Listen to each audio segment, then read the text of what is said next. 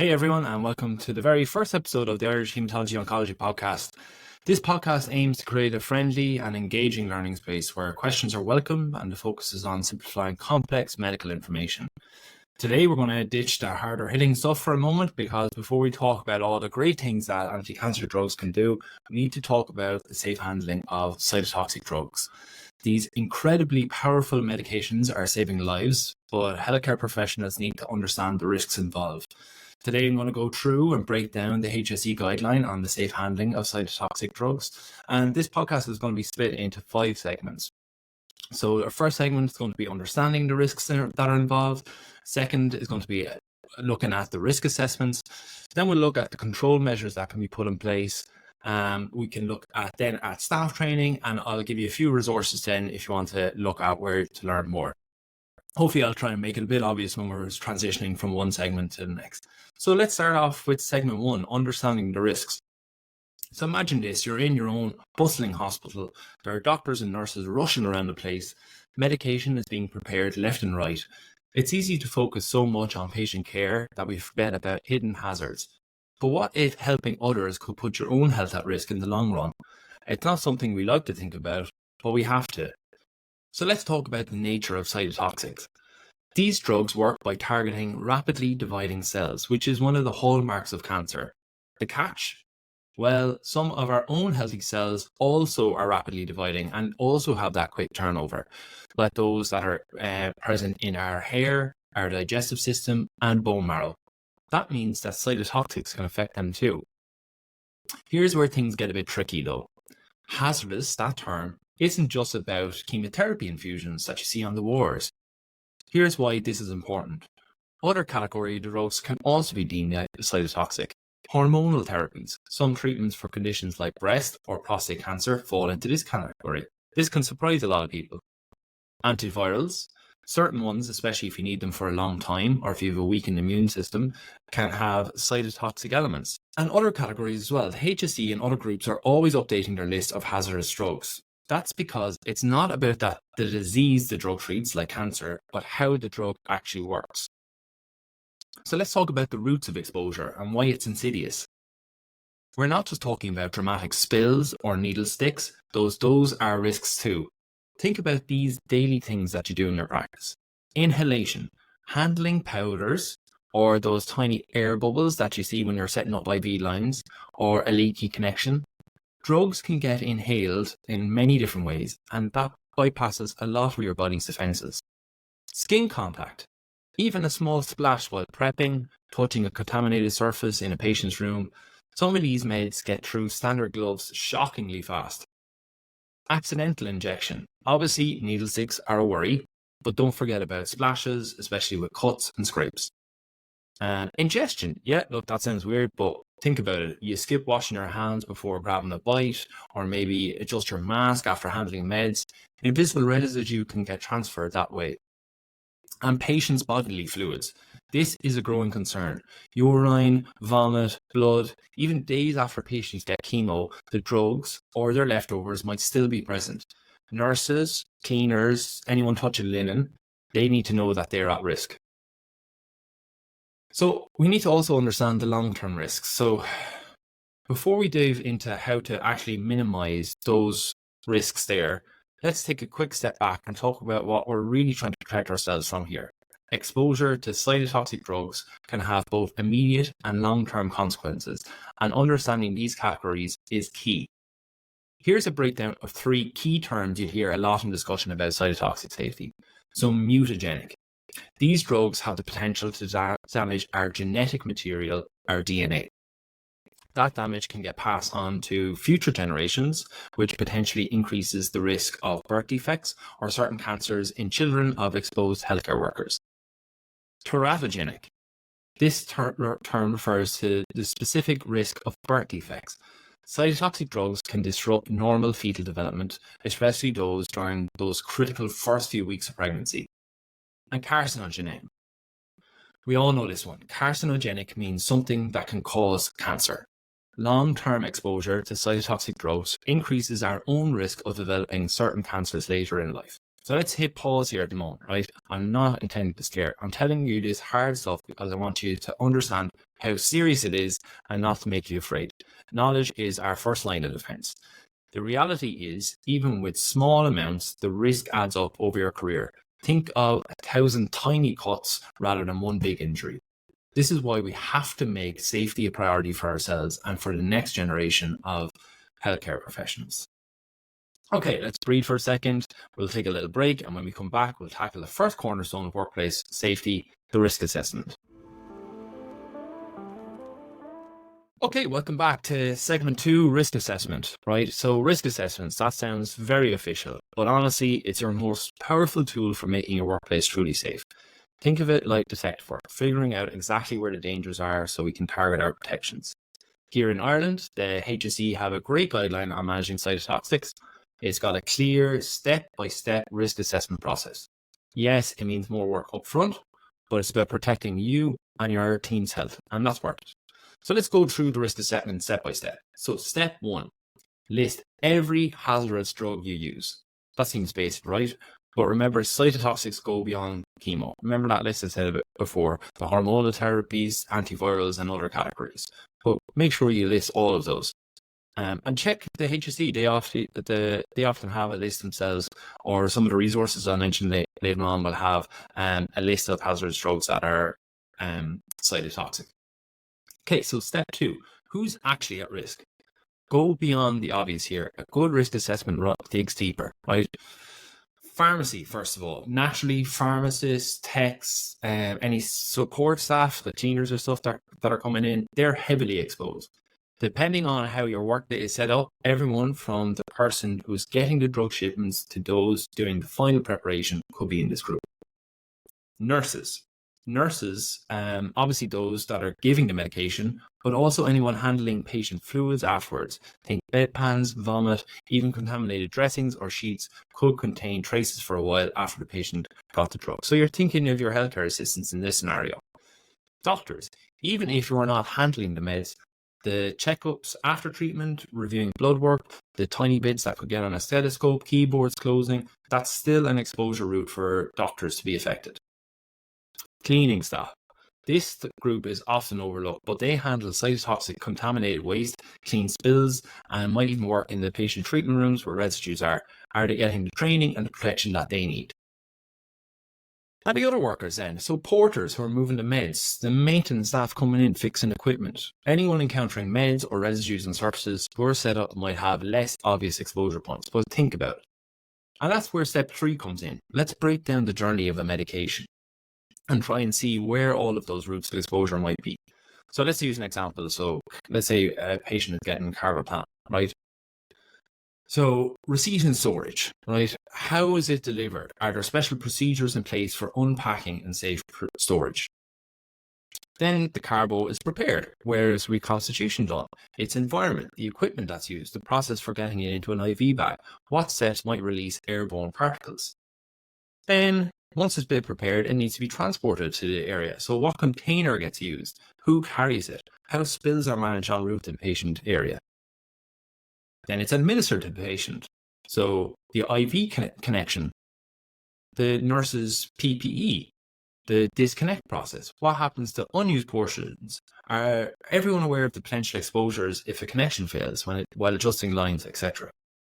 And then the patient care, anything involving potentially contaminated bodily fluids and linens, and waste and cleanup. So spills, sharps, any unused drug disposal, cleaning prep areas, and patient rooms. Every single point is a potential exposure point, and that's what lets us design specific protections. The HSE process forces us to think about those small, everyday exposures that add up. Did you know something even as simple as taking off the outer plastic wrap from a drug vial can release microscopic residue into the air? It's the kind of detail a good risk assessment reveals. So just a quick note on evolving knowledge. Look, this is important. What we know about the dangers of hazardous drugs is still evolving. Meds that were considered safe decades ago have been reclassified because of newer research. And the same vice versa, meds that were considered hazardous decades ago have been reclassified as well. So regularly checking your hazardous drug list against the most up-to-date sources is how you protect your future health. We'll take another short break here and we'll come back then for segment 3, control measures. Welcome back. Okay, so segment 3, control measures, building our safeguards. All right, let's build some layers of protection here. The HSE guideline tells us to think in a specific order. Tempting as it is to jump straight to PPE, that's actually the last line of defense when everything else is in place. So right, let's go through those control measures step by step in the order of that priority. So elimination, right? Elimination is always the best option. Start by asking the key question, can we get the same service outcome with a process that's less hazardous? If there's a way to do that while keeping patient well-being priority, well, that's brilliant. Can we remove the handling of a drug by one member of staff, let's say? Can deliveries be shipped directly into the aseptic unit receipt room, removing risk to the dispensary staff? So you're eliminating one element of the process. Substitution then is the second factor that you can go in that order. So reducing the risk of handling. Think about where we can minimize the hands-on kind of stuff. As things like, are pre-prepared formulations available? If a drug's available, ready to use, you can take a bunch of prep steps out of the equation. Yeah, they cost a little bit more, but factor in the hidden costs of staff safety when making these decisions. And centralized preparations, right? Can a designated pharmacy area prepare high-risk meds, limiting how many staff are exposed elsewhere?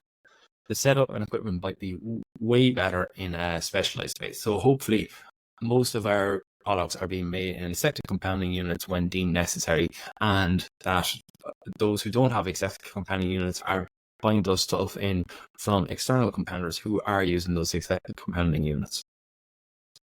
The next step is to look at engineering controls and using our work environment as protection. This is where we focus on our physical workspace. Back in the day, hazardous drugs were prepared in open air hoods that did nothing to protect from exposure. Modern standards are higher. Here's what we should be looking for. So, ventilation.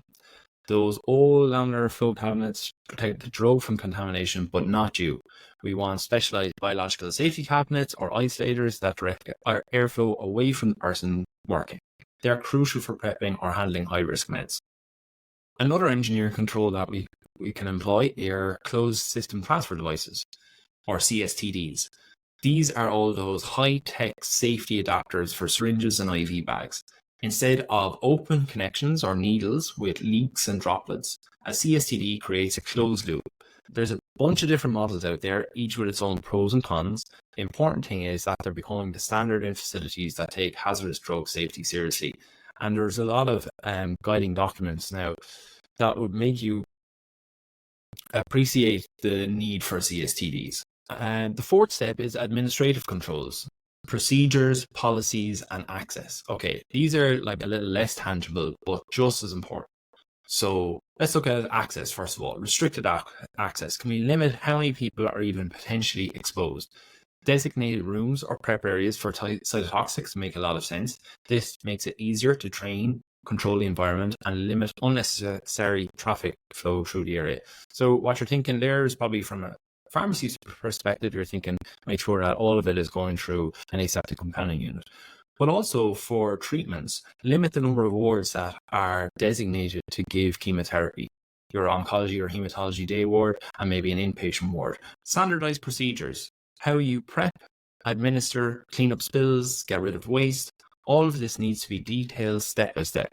It's not about making things complicated for everyone, just making sure that there's consistency so safety isn't a guessing game. And signage as well. Clear labels on hazardous drug storage areas, prep rooms, and waste containers remind everyone at a glance. The goal is to make safety instinctive, not something we actually think about every minute of the day. And then finally, PPE, our last but vital line of defense. Okay, finally, personal protective equipment. Remember, this only protects the person wearing it. If there's a spill, a leak, or airborne particles present, PPE can't undo that exposure risk for the whole environment. But when the situation calls for it, it's indispensable. So let's look at the types of PPE. Gloves. Nitrile or neoprene, often double layered, are usually the standard.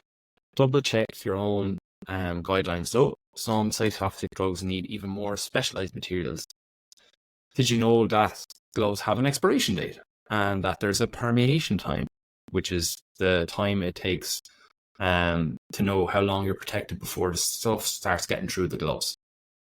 So make sure that the specs for all of your PPE are cytotoxic proof. Gowns is another form of PPE. These got to be closed fronted, long sleeve with snug cuffs and made of material that actually blocks the drug to handle. Your regular cotton lab coat is of absolutely no use here. Eye protection. So sometimes you might need goggles or a face shield depending on the task. Prepping is more high risk than giving an injection that's already prepared. A lot of times our isolators will negate the need for goggles or a face shield, but it's up to you and your own risk assessment as to deem what PPE is appropriate. Respirators.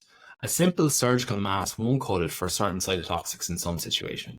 If there's a risk of significant airborne exposure, you might need tight-fitting masks with filters designed specifically for this purpose. These are just examples. It's up to your own process and risk assessment to deem what PPE is necessary. Now, just a quick note on waste management. Cytotoxic waste is on a whole different level. It's a different beast altogether. Dedicated processes with color-coded containers, very clear labeling, and special disposal methods usually means that high temperature incineration is needed to destroy the drug residues. Your hospital should have a detailed plan, and that's adherent to the National Waste Management Strategy.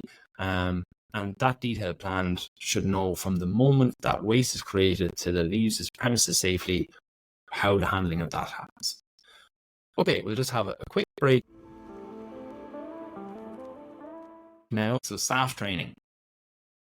It's an ongoing and rigorous process, right? The best equipment, the most detailed policies are absolutely worthless without proper ongoing training for everyone who interacts with cytotoxic drugs, right? Think about it. You can invest in the best closed system drug transfer devices, but if staff use them wrong, what have you gained?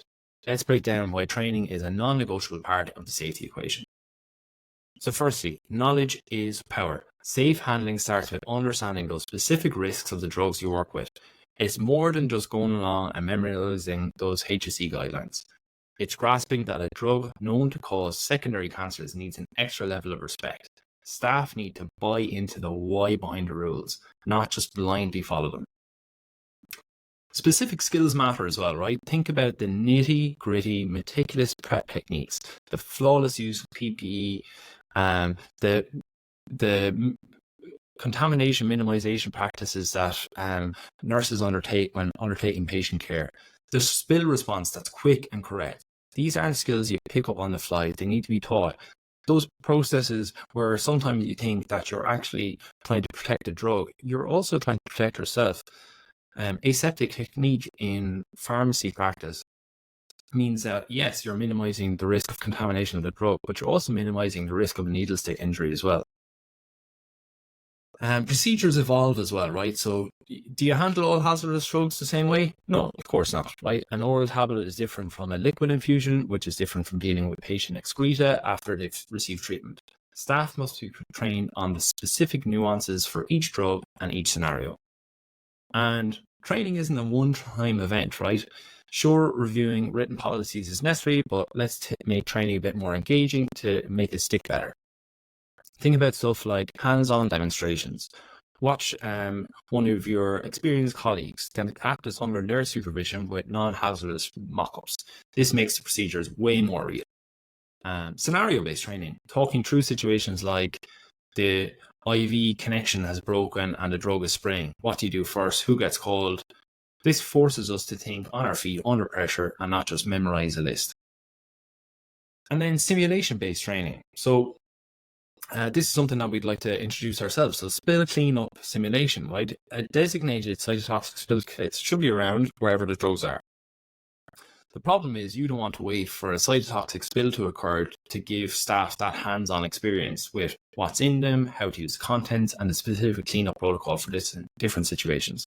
So why not have a simulation whereby a fake cytotoxic spill occurs and that you have to do a complete simulation of that cytotoxic spill process and using that kit. And as well, you as managers, you might think about your own core team, but think of the training that goes beyond that core team. So think about all of the people who might be unknowingly exposed. Shorter focus sessions for cleaners, porters, the doctors who are reviewing the test results. Everybody needs an awareness training tailored to their potential interaction with those hazardous materials. And now let's talk about competency, right? So just because someone went to a workshop doesn't mean they're actually good at these high-stake tasks. How can we really be sure our colleagues are ready? So one form of competency is observation. So have a senior staff member or someone trained for this watch people handling cytotoxic meds or responding to exposure scenarios. Spot errors or bad habits right away for immediate feedback. Formal assessments. Consider written tests on understanding guidelines, drug-specific knowledge, and emergency procedures. That's one way of doing it. But also don't underestimate the role-playing scenarios and what I said earlier on, making someone walk through a step by step from donning the PPE to that final disposal. That tests both the individual and whether our training SOPs need a bit of more work as well. And retraining. Don't see assessments as punishing anyone. If it isn't up to the standard yet, then they need more instruction. So don't forget to retrain your staff. This protects them, their colleagues, and the patients. Training as well, it's a shared responsibility. Don't let the burden always fall on the managerial staff. It's not just about compliance. Don't view training as a box-ticking exercise to make management happy. This is about your own personal protection and the health of the whole team. Be an active learner, ask questions, clarify things you're unsure of, and never feel embarrassed to point out something if it doesn't align what you know is in the policy. And again, management. Make sure staff have dedicated time for training. I know, very easy to say, but it's important, and don't make it something that they have to squeeze in after a tough shift, right? Try and build your refreshers and those retraining programs into the schedule as part of the normal job. It's something that I can definitely improve on. We all should be able to improve on.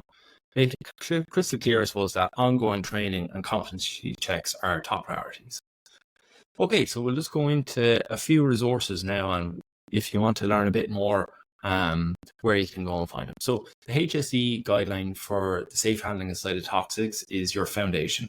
But the world of healthcare keeps moving forward, and so does knowledge and safety. Thankfully, there are great resources out there to help us stay informed and engaged. Let's highlight a few reliable ones. So, a few international resources. So, professional societies, think beyond Ireland's borders. If you're in oncology, groups like the European Society for Medical Oncology, ESMO, or the American Society for Clinical Oncology usually have sections about safety standards, new research, and best practices from an international perspective.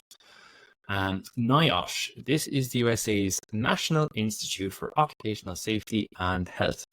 NIOSH is a research leader when it comes to hazardous. There are comprehensive lists of hazardous drugs, drug-specific safety info, and research into workplace protections are a huge help.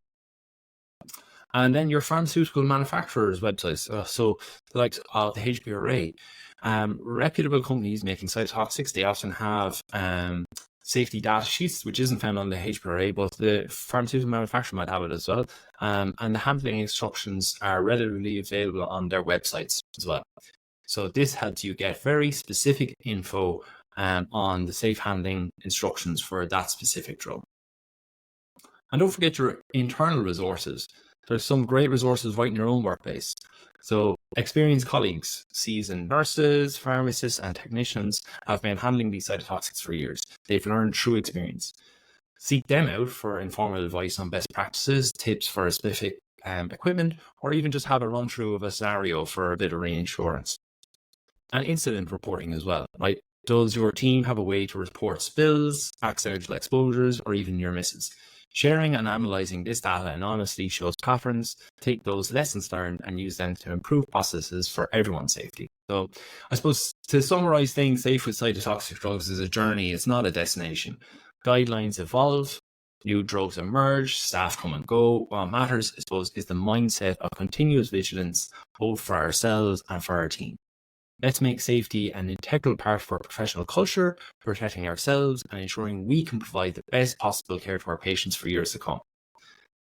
Thanks a million, guys, for joining me on the very first episode of the Irish Hematology Oncology podcast today.